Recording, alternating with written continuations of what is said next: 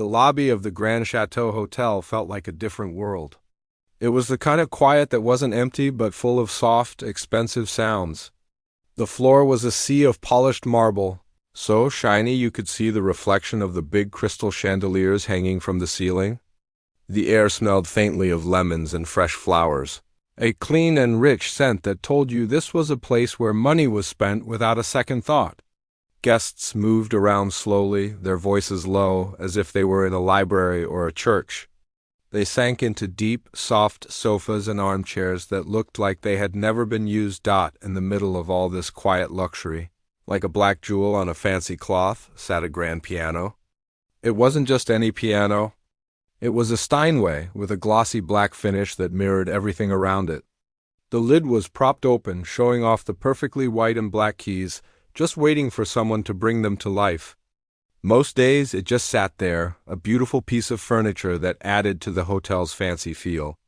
Sometimes, in the evenings, a man in a nice suit would be paid to play soft, gentle music that guests could ignore while they drank their expensive cocktails. Into this world walked a man who seemed to own every room he entered. His name was David, and he wore his expensive suit like it was a part of his skin. It was tailored perfectly, not a single wrinkle in sight. His shoes were so polished they gleamed, and a heavy gold watch sat on his wrist, a quiet shout of his success. He didn't just walk into the lobby. He inspected it.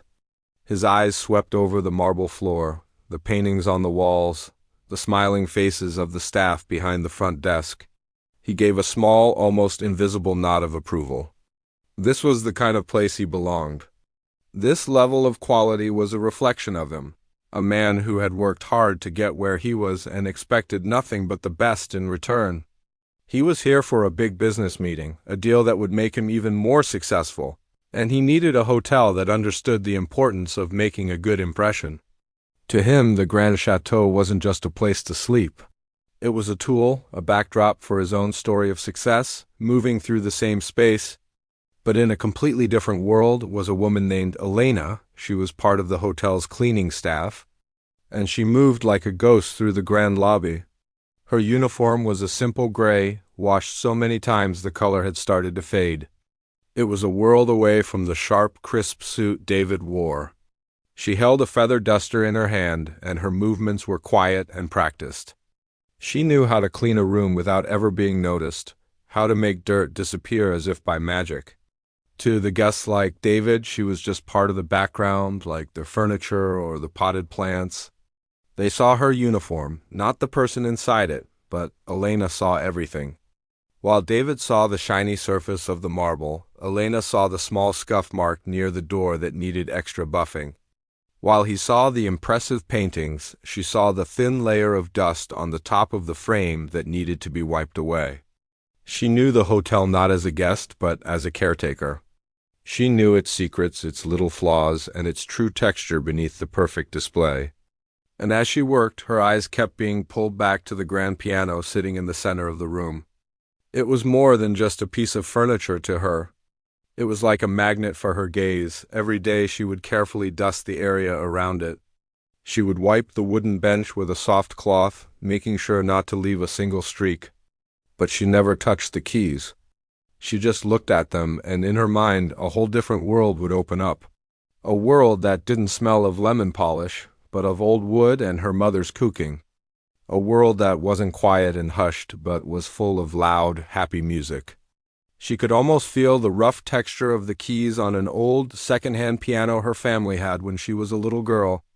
She could remember the way her father's hands, big and calloused from work, could dance across those keys and make the most beautiful sounds she had ever heard. Music had been the heart of her home, the language they all spoke, even when they had no words. But that was a long time ago, in another country, in another life. Now her hands were rough from cleaning, not from playing, and the music lived only in her memories. For David, the piano was just a symbol. It was a check mark on the list of things a five-star hotel should have. It was there to look impressive, to add to the atmosphere of wealth and culture. He might glance at it and think, yes, a Steinway, good, they have taste. But he didn't hear the silence that hung in the air around it. He didn't feel the pull of the untouched keys. To him, it was an object, a valuable one, but still just an object. He finished his survey of the lobby and walked towards the front desk, his steps confident and loud on the marble floor. He rang the little bell on the counter, a sharp, demanding sound that cut through the quiet hum of the lobby. The young woman behind the desk jumped slightly and immediately gave him a wide, practiced smile. "Good afternoon, sir. How may I help you?" David didn't return the smile. He just slid his credit card across the counter. "Checking in. Reservation for Sterling?" "David Sterling." He said his name as if it should mean something, as if the receptionist should be honored to be typing it into her computer while he was busy checking in. Elena was working her way around the edge of the room.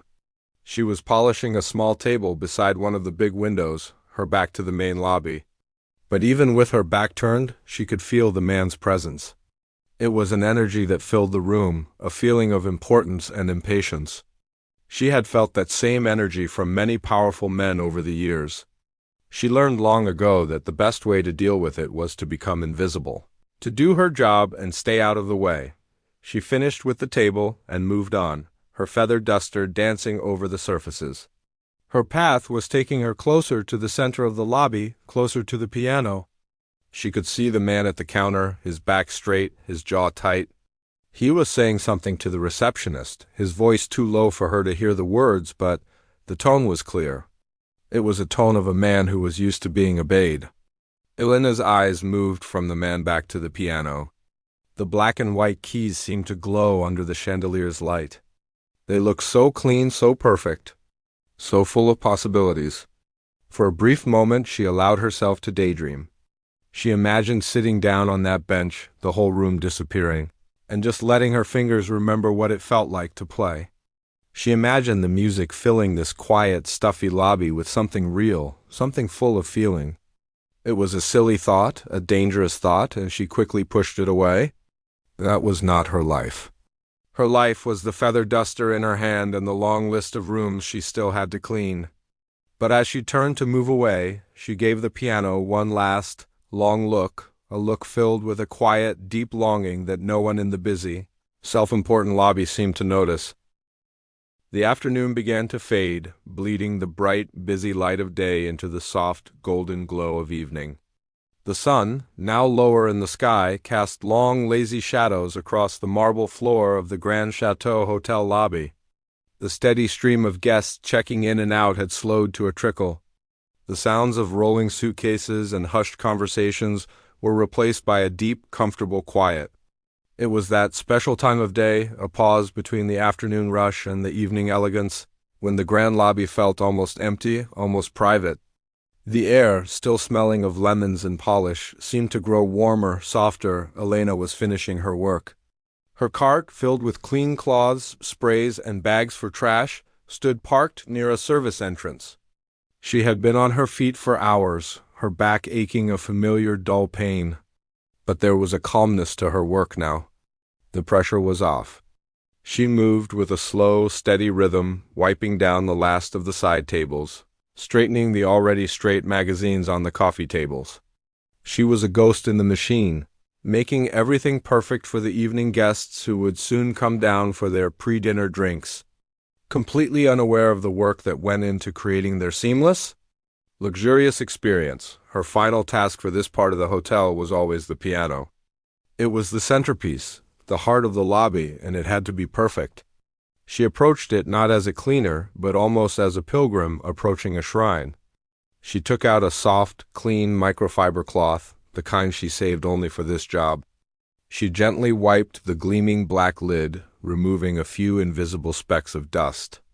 Then she knelt down to polish the wooden legs, her movements careful and respectful. She saved the bench for last.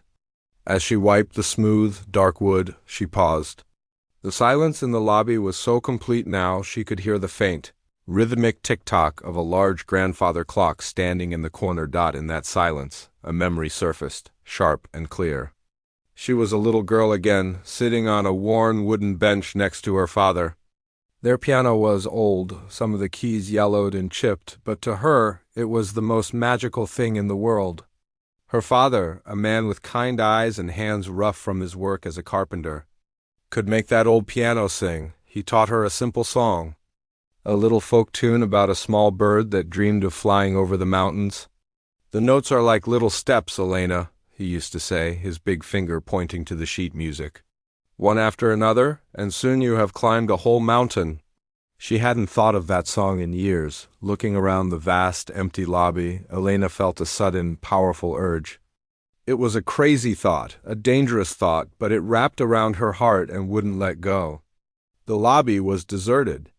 The front desk clerk was busy on a computer, facing away from her. There was no one there. No one to see. Her heart started to beat a little faster, a drumbeat against the quiet of the room. She put her cleaning cloth down on the cart.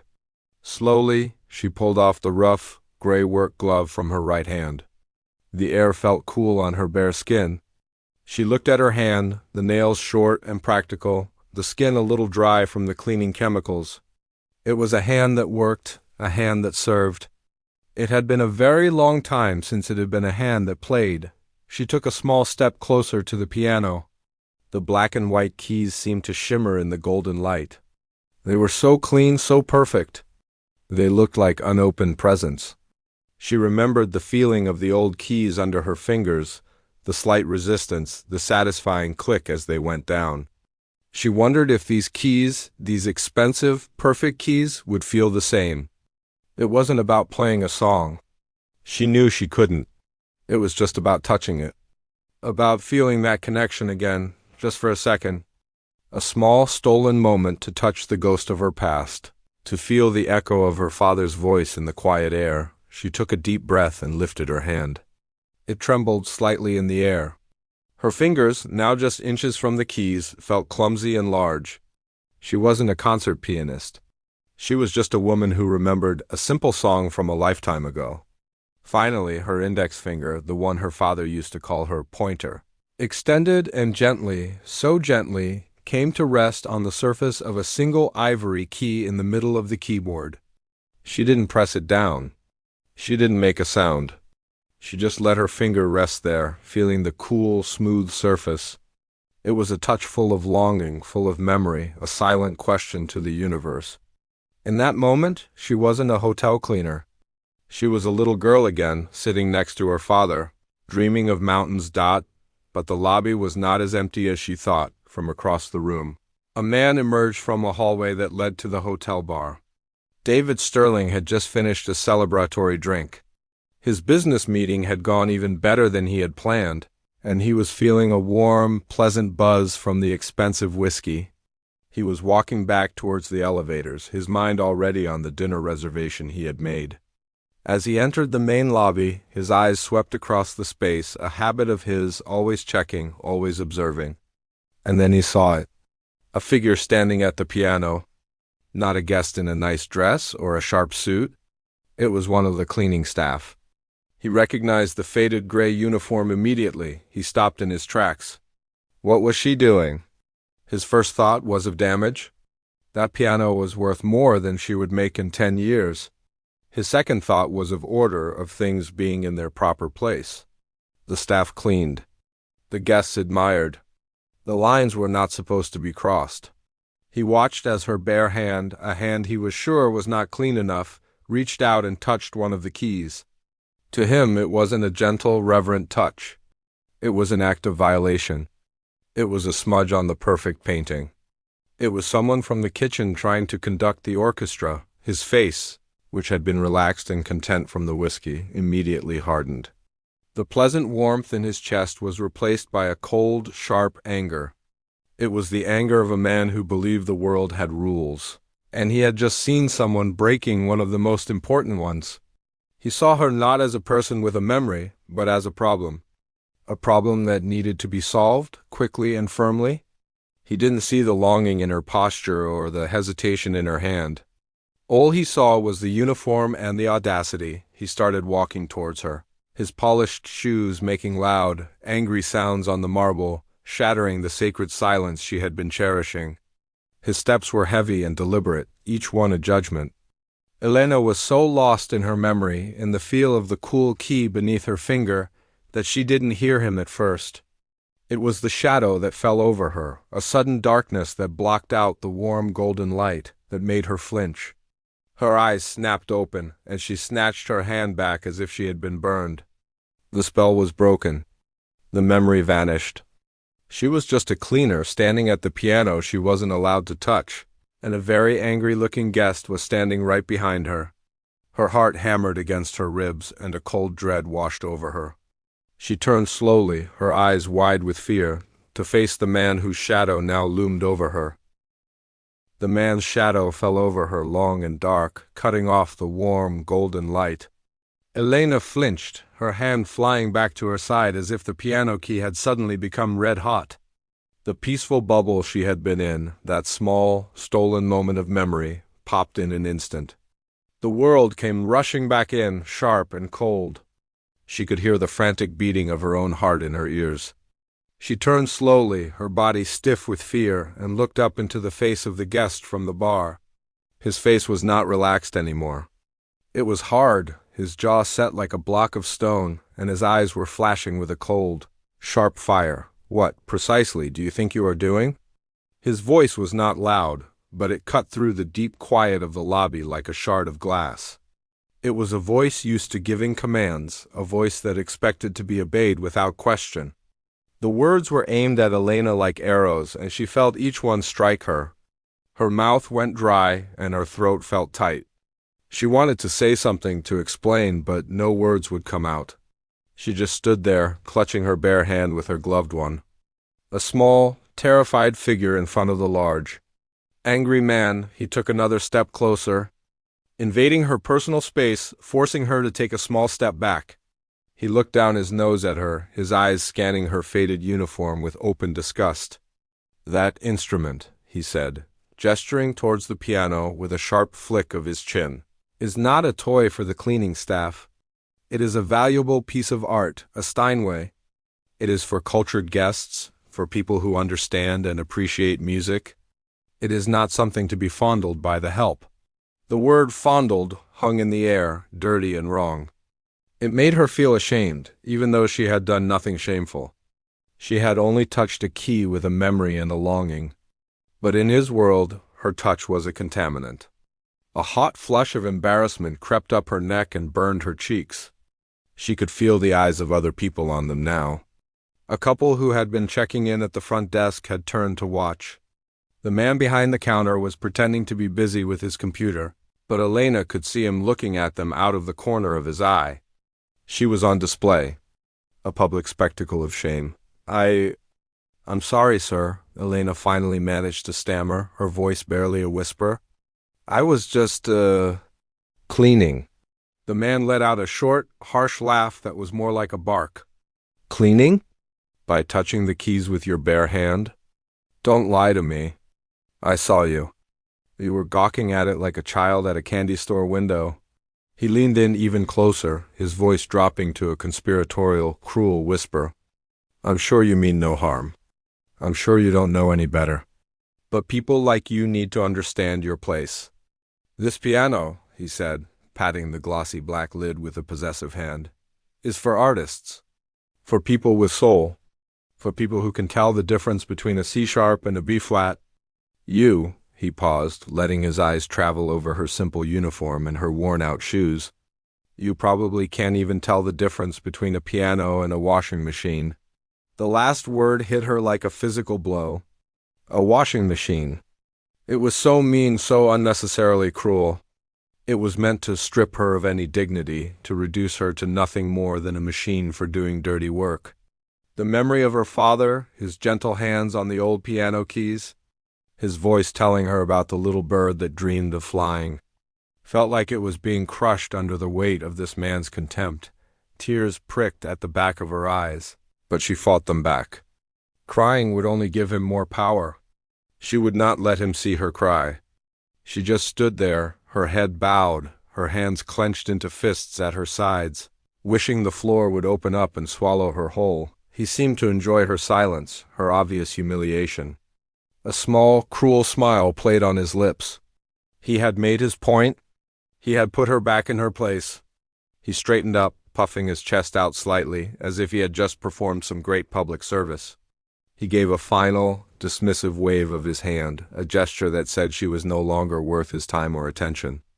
"Just get back to your work," he said, his voice returning to its normal, commanding tone, "and leave the art to those who can appreciate it." With that, he turned his back on her and walked away, his polished shoes clicking confidently on the marble floor. He didn't look back.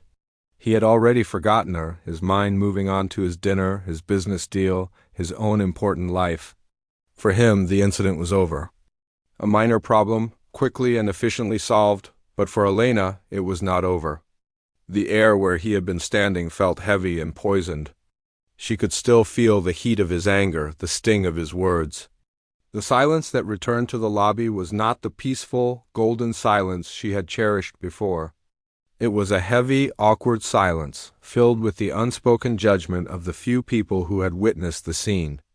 She could feel their eyes on her, a mixture of pity and curiosity. She wanted to run, to hide, to disappear. But her feet felt like they were stuck to the floor. Slowly, forcing her trembling limbs to move, she bent down and picked up the cleaning cloth she had dropped. She folded it neatly, her movements mechanical, her mind a blur of shame and a hot, growing anger. She had done nothing wrong. She had touched a key. She had remembered her father. She had dreamed for a single second. And for that, she had been publicly shamed. Compared to a washing machine dot, she pushed her cleaning cart towards the service door, her head down, her eyes fixed on the floor. She didn't dare look at the piano. It was no longer a beautiful instrument full of memories. It was now a symbol of her humiliation, a black monument to the cruelty of a man who thought he was better than her. As she reached the door, she risked one last glance back at the lobby. The couple at the desk had turned away, whispering to each other. The man was gone. The piano sat alone in the center of the room, gleaming under the lights, silent and beautiful. And Elena, with a heavy heart and a spirit that felt bruised and broken, slipped through the door and back into the quiet, anonymous world of the hotel's back hallways. The heavy service door swung shut behind her, closing off the world of marble and light with a soft, final thud. The air in the back hallway was different. It was cool and smelled of bleach, floor wax, and the faint, damp scent of laundry from the chutes nearby. The sounds were different, too. The hum of the ice machine, the distant clatter of pots from the kitchen, the rumble of the service elevator. This was her world, a world of unseen work and hidden corridors. Elena pushed her cleaning cart, its one wobbly wheel squeaking a steady, mournful rhythm. Each squeak seemed to echo the man's cruel words in her head. Washing machine, help, your place. The words were like stones in her stomach, heavy and cold. Her face still felt hot with shame, and her eyes burned with unshed tears she refused to let fall. She just wanted to finish her shift, go home, and forget this day ever happened. She wanted to scrub floors and polish mirrors until the memory of the man's face, twisted with contempt, was wiped clean from her mind. She was almost at the supply closet when a calm voice stopped her. "Elena, wait." She turned to see the hotel's general manager, Mr. Dubois, standing a few feet away. He was an older man with a kind face and a quiet way of moving. He wasn't wearing a suit, but a simple, well-pressed shirt and trousers. He had seen the whole thing from his office overlooking the lobby. Elena's heart sank. She thought he was going to fire her for causing a scene, for touching the piano. She braced herself, her hands gripping the handle of her cart so tightly her knuckles turned white. But Mr. Dubois's expression was not angry. It was gentle and filled with a sadness that seemed to be for her, not at her. "I saw what happened," he said softly, his voice not carrying any judgment. "I am very sorry for the way the guest spoke to you." Elena just nodded, not trusting her voice to speak. She looked down at her worn shoes, expecting the worst. "That man," Mr. Dubois continued, his voice dropping a little lower, "he knows the price of everything. But he knows the value of nothing." He took a step closer to her. "Elena, I have seen you look at that piano before. I have seen the way you dust it, not like a piece of furniture, but like something you love." Her eyes flickered up to meet his. Surprised. "My grandmother had a piano just like that," he said, a faraway look in his eyes. "Not as fancy, maybe, but it was the heart of her home. My mother could play it. She could make it laugh and cry. That guest. He hears only silence when he looks at it, but I have a feeling you hear a song. Elena felt a lump form in her throat. The manager's kindness was more overwhelming than the man's cruelty. It was a warmth she wasn't prepared for. Mr. Dubois gestured back towards the lobby door. The lobby is quiet now. He is gone? Don't let him take this from you, Elena. Don't let him turn your music into his silence. Elena stared at him, her mind a whirlwind of fear and a tiny, flickering spark of hope. Play? Here? Now? The thought was terrifying. What if she couldn't? What if her fingers were too stiff, too rusty? What if she made a fool of herself in front of everyone? The fear was a cold hand on her shoulder, whispering that she was just a cleaner, that she would only embarrass herself.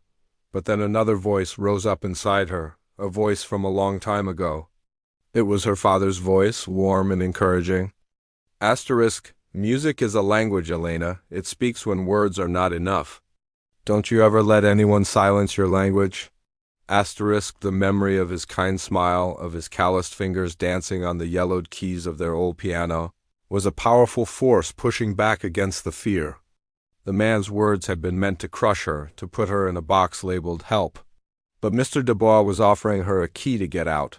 Taking a deep, shaky breath, Elena made a decision. It was the scariest and most liberating decision she had made in years. She let go of her cleaning cart. The squeaky wheel fell silent. She gave a small, hesitant nod to Mr. Dubois. He smiled, a genuine, warm smile that reached his eyes. He simply stepped aside and held the service door open for her, walking back into. The lobby was the hardest thing she had ever done. It felt like walking onto a stage in her underwear. The few people who were there, the couple at the front desk, the clerk behind it all, turned to look at her. The air was thick with the memory of the recent drama. She could feel their eyes on her, a mix of curiosity and sympathy. She ignored them all. Her world had shrunk to the polished black surface of the Steinway piano. Waiting in the center of the room, she reached the bench and slowly sat down. It felt solid and real beneath her. She placed her fingers on the keys, her hands trembling slightly. They felt foreign and clumsy. She closed her eyes, blocking out the lobby, the people, the grand chandelier. She tried to remember. She tried to feel her father's presence beside her. She thought of the little bird that dreamed of flying over the mountains. And then she began to play. The first few notes were hesitant, like a question asked in the dark. But then, as her fingers remembered their old dance, a melody began to form. It wasn't a happy tune. It was a song full of a deep, beautiful sadness. It was the sound of longing, of memories both sweet and painful. The music flowed out of her, a river of emotion that she had kept dammed up inside for years. It spoke of dusty roads and faraway homes, of love and loss, of dreams that had been put away on a shelf like old books. The lobby went completely silent. It was a different kind of silence now. Not the awkward, heavy silence from before, but a sacred, reverent silence. The couple at the desk stopped whispering and just stood there, hand in hand, mesmerized. The clerk forgot all about his computer. The music filled every corner of the grand space, wrapping around the marble columns and softening the sharp edges of the furniture. It was a human sound in a world that had seemed too perfect, too sterile. And then David Sterling, who was waiting for the elevator and had been checking his phone with a smug sense of satisfaction, heard it. At first it was just a background noise, an annoyance, but the music had a pull, a gravity that he couldn't ignore. He found himself putting his phone away, turning slowly towards the sound. He saw the woman, the cleaner, sitting at the piano. He saw her eyes closed, her body swaying slightly with the music. And he listened. He didn't hear notes or chords. He heard a story. He heard a lifetime of feelings poured out into the air. The music was so raw, so honest, so full of a soul he never imagined she possessed. It was more beautiful, more profound than anything he had ever heard in a fancy concert hall. It bypassed his brain, his logic, his pride, and spoke directly to his heart. The armor of his expensive suit and his important job felt paper-thin, useless against the wave of pure emotion washing over him. He saw her not as the help anymore, but as an artist, a true artist, and the realization of what he had done, of the cruel, ignorant way he had judged her, hit him like a physical blow. His face, once hard and arrogant, was now a mask of utter disbelief and a deep, humbling shame. He stood there, frozen, as the woman he had mocked filled his world with a beauty he was not worthy of. The last note of the melody hung in the air for a perfect, breathless moment before it faded into silence. It was not the empty silence of before, but a full, rich silence, thick with the echoes of the story that had just been told. The lobby of the Grand Chateau Hotel felt different. The marble seemed warmer, the chandelier less glittery and more glowing.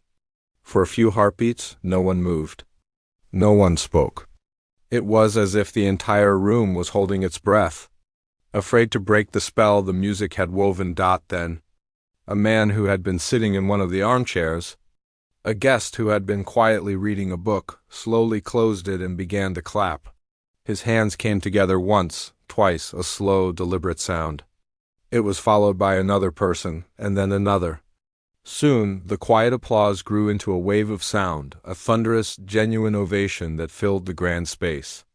It wasn't the polite, half-hearted clapping you hear at a stuffy concert. This was raw and emotional. People were on their feet, their faces filled with awe and admiration. They were not just clapping for a performance. They were applauding a soul that had just been laid bare before them.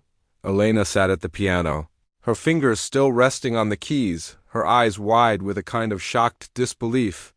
The sound washed over her, and for the first time that day, the heat in her cheeks was not from shame, but from a profound, overwhelming sense of being seen. She slowly lifted her hands from the keyboard and turned on the bench to face the room. A single tear escaped and traced a path down her cheek, but it was a tear of release, of catharsis. She saw the faces of the guests, the clerks, the bellhops, all looking at her not as a cleaner, but as the woman who had filled their evening with something beautiful and real. A small, shaky smile touched her lips as she gave a hesitant nod of acknowledgment through the crowd. A figure began to move. It was David. The walk from the elevator to the piano, a distance he had covered in moments before, now felt like the longest journey of his life. Every step was heavy with the weight of his own actions. The polished marble floor seemed to reflect his own foolishness back at him. The grand paintings on the walls looked down on him with silent judgment. The music, even though it had stopped, was still playing in his head, a beautiful, haunting soundtrack to his shame. He saw the faces of the people as he passed them. They made way for him, but their eyes were not filled with the usual respect he was accustomed to. They looked at him with a knowing pity. They knew. They had seen him mock her, and they had seen her rise above him with a grace and talent he could never possess.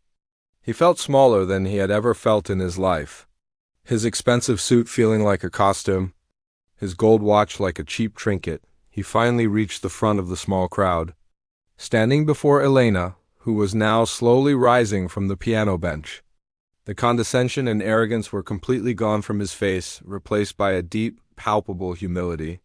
He looked at her, truly seeing her for the first time. He saw not the faded uniform or the worn shoes, but the strength in her posture and the light in her eyes. He saw the artist.